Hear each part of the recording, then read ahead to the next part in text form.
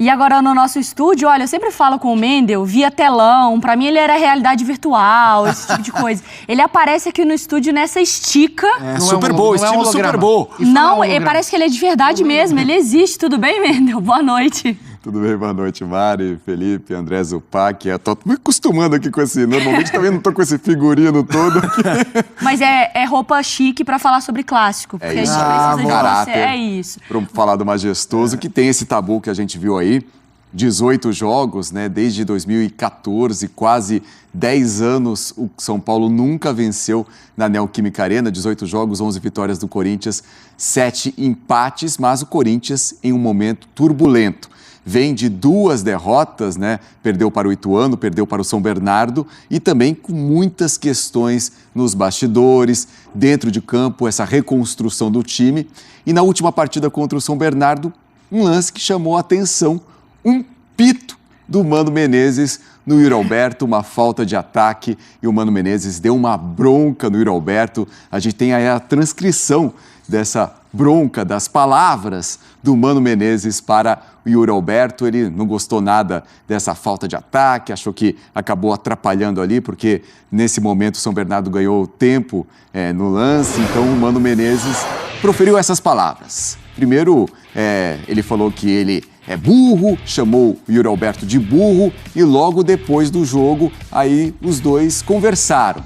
Yuri Alberto disse, eu não fiz a falta, ele que simulou que foi falta. E o Mano, não, tudo bem, deixa eu falar, Yuri, mas não precisa me chamar de burro para o estádio inteiro ouvir, não. Aí o Mano, tá, desculpa, o que eu falei não foi pessoal não, tá? E aí o Yuri falou, eu sei, tá bom? E depois, na entrevista coletiva, o Mano Menezes também explicou um pouco mais sobre isso, disse que não foi nada pessoal, que realmente ele gosta muito do Yuri Alberto nos treinos, da dedicação do Yuri Alberto, mas aquele lance ele achou que deveria chamar a atenção do Yuri Alberto. Não quer fazer um grande caso do que ele falou, mas o fato é que também mostra esse momento que vive o Corinthians. Quem pegou esse papo ali foi aquele Gustavo Machado, que normalmente faz aquelas dublagens, demais, né? Muito bom. E aí ele pega o vídeo e fez essa transcrição dessa conversa deles ali após o pito, como disse o Mendel, né? Aí pegou ali no flagra a conversa. O que eu queria até, a gente vai continuar aqui conversando com o Mendel para falar mais de Corinthians, mais de São Paulo, mas, Zupac, vamos lá. Vamos. Eu tive um chefe em comum ao André Kfouri, que falaria assim, Andrezão! E esse expediente, eu não estou dizendo com o André, mas com colegas era comum. Ninguém jamais falaria assim com o André. O mundo mudou, é verdade. Mas o futebol a gente sabe, e aí unindo a toda a sua experiência de repórter de campo, Sim. que já ouviu esses ouvidos, já ouviram muita coisa. Esse tom é muito fora do normal ali no campo, por ser um seu burro e tal. A gente tá acostumado com xingamento, volta, não sei o que, baralho e tal. Mas essa passou do tom por ser assim ou não? É porque foi o Yuri Alberto? Eu acho que tem olhares pra gente trazer sobre isso. Se a gente pensar na relação treinador-jogador, em como é o mundo do futebol, isso aí é extremamente comum. É um pouco diferente do famoso episódio do Perninha, do Diniz com o Tietê, onde ali acho que barreiras maiores foram cruzadas. Mas esse tipo de estouro, de desabafo, ele é muitas vezes comum e, como o Mano disse pro Yuri, geralmente, não vou dizer sempre, mas geralmente não é pessoal. Mas as coisas mudaram. E não só as relações mudaram, mas o nível de percepção de tudo que acontece, de captação de tudo que acontece, mudou. Sim. Tanto que o Yuri não fala não me xinga de burro. Ele fala, não fala que eu sou burro pro estádio inteiro ouvir. Porque hoje tudo se ouve, tudo se vê. E a repercussão, apesar da exposição diante de uma captação de tudo que se fala, ela maximiza. E o jogador não quer que todo mundo veja o técnico chamando ele de burro. Sim. Acho que se fosse num treino, possivelmente o Yuri não se incomodaria tanto. Ou mandaria de volta e fala, cala a boca, eu não sou burro, vai se tananã. E segue o jogo, porque no futebol isso é extremamente comum. Melhores, o Zoom mostra a espinha da sua cara. Tem rede social com dublador excelente. Tem dublador pra tudo. Então essa exposição...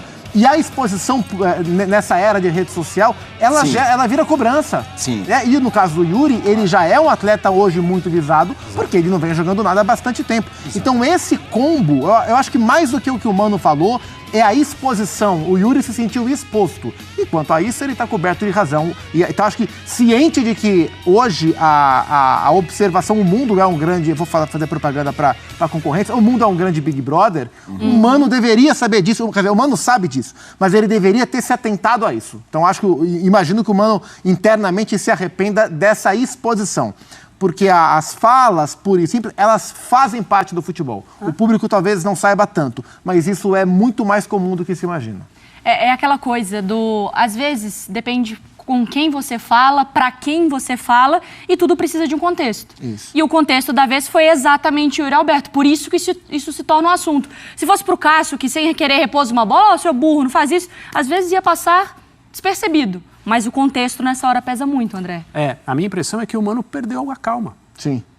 O Mano tá irritado. Outro dia, a gente estava no ar aqui, foi a coisa do Cuiabá. A gente deveria ter abordado esse assunto. Sim, eu também.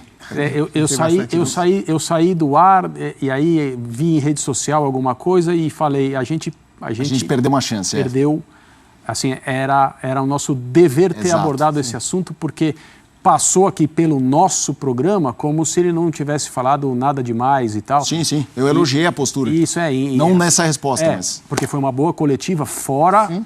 É isso. Né, fora essa escorregada que foi importante, a gente deveria ter abordado esse assunto aqui, que é a história de ter dito que o Ranieri achou que estava no Cuiabá, né? Para quem não acompanhou, agora ele está no Corinthians. Depois ele tentou até consertar nessa entrevista, falando que não era no Cuiabá, era em Cuiabá. Que não faz o menor sentido, né? Porque está em Cuiabá, está em Corinthians. Não é sobre localização. A cidade ou o clube. Eu estou voltando a esse caso, que me parece ter sido superado, né, em relação às intenções e tal, e o clube, o Cuiabá, se manifestou e tudo bem, para demonstrar que o Mano me parece um cara irritado. Ele deve estar com muita coisa sobre os ombros dele, no colo dele para resolver, coisas que são atribuições de um treinador, coisas que não são. No mesmo dia eu brinquei com o Felipe aqui, o Felipe gosta dos esportes americanos, e nos Estados Unidos, nos esportes diferentes, né, existem técnicos que acumulam cargos, né? Então o cara é técnico e vice-presidente. Lá tem termos bonitos, vice-presidente de operações de basquete, né, o cara técnico da NBA. Mas existe um gerente geral acima, tomando as decisões que são de fato importantes, e no momento em que um treinador, assume essa dupla função, ele sabe que ele vai ter que lidar com o que é na quadra e o que é fora da quadra também, uma parte. E o Mano está tendo que lidar com um monte de coisa, porque a diretoria do Corinthians até agora tem feito um trabalho cômico. E o time é o retrato desse trabalho cômico. Mas então o Mano não tem responsabilidade nenhuma sobre o time? Tem, ele é o técnico, mas é um time que fez quantas atuações até agora? Três. De novo, né, contra o São Bernardo, o Ranieri foi jogar de zagueiro. Depois que o Cássio já tinha reclamado em Itu. Não dá para a gente ter improvisação. A improvisação aconteceu de novo. E a gente falou, não dá para a gente ter certeza quanto tempo o Mano vai aguentar até ele começar a falar de um jeito que parece que ele está realmente bravo. E acho que não chegou a esse ponto ainda, mas de um jeito ou de outro escapa uma perda de calma, um excesso de irritação. Eu acho que é isso aí. Não acho que ele tenha qualquer coisa contra o Yuri Alberto. Não acho que ele pense que o Yuri Alberto é burro. Mas eu acho que foi uma coisa do momento ali que escapou. Outro assunto do Corinthians, Mendel, para a gente tocar aqui, é a história do Garro. Em que tá aquele momento de vai pro bid, não vai pro bid, pode jogar, não pode jogar, o torcedor corintiano e São Paulino, e já a gente vai abordar o lado do São Paulo nesse clássico, os dois lados interessados em saber o que pode acontecer nesse caso Garro. No F5, né, o torcedor do Corinthians. No bid agora não dá mais, tem que esperar amanhã, porque já fechou às 7 horas da noite, mas amanhã ainda pode aparecer no bid. O Corinthians tem algumas questões, o Palácios na esquerda sofreu uma lesão na coxa, não enfrenta o São Paulo, o Hugo deve ocupar ali a posição, mas o grande assunto é o Rodrigo Garro. Vem nessa novela, o Tadieres não liberava o Rodrigo Garro, primeiro pela falta de pagamento do Corinthians, depois aquela questão dos valores, quem vai pagar os impostos, a conversão, e agora a informação primeiro publicada pelo Meu Timão, confirmada pelo nosso Raul Moura, o Tadieres realmente agora tudo certo, já enviou a documentação para a AFA. que é a Associação de Futebol da Argentina.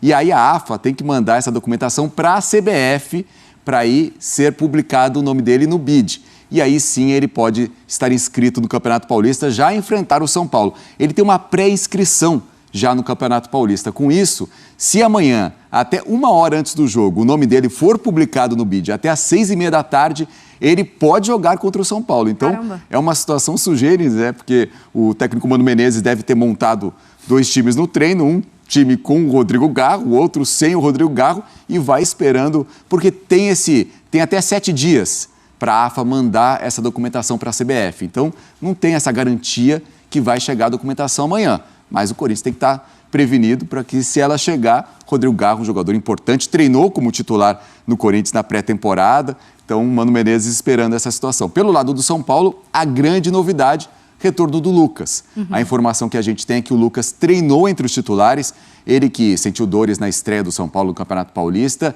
e deve começar, tem tudo para começar entre os titulares nessa partida contra o Corinthians.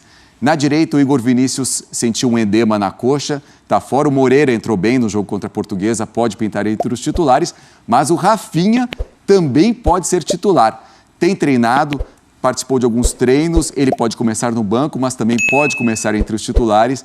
E aí outros jogadores também, o Eric, o Michel Araújo também voltando, devem pintar no banco de reservas do São Paulo. Já o Rames Rodrigues, torcedor de São Paulo, fica aguardando, ainda segue naquele cronograma especial de treinamentos. Então as 2 equipes montando o time para o grande clássico de amanhã. O Corinthians nessa expectativa pelo Rodrigo Garro e o São Paulo com algumas novidades, principal delas, Lucas deve ser titular amanhã.